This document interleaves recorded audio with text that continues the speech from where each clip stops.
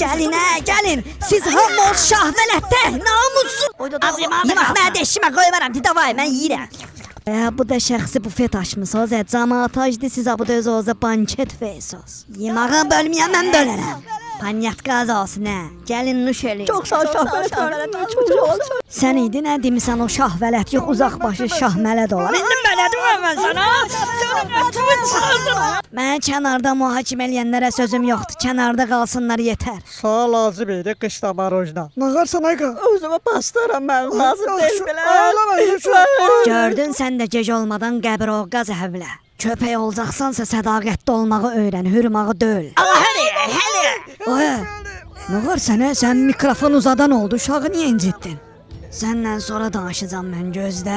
Nə oldu sağ? Sıxılıram, divara yumruq atdım. Əlimin ağrısından, qəlbimin ağrısını hiss etməyim deyə. Sən şah vələt mənim. Ölərəm elə.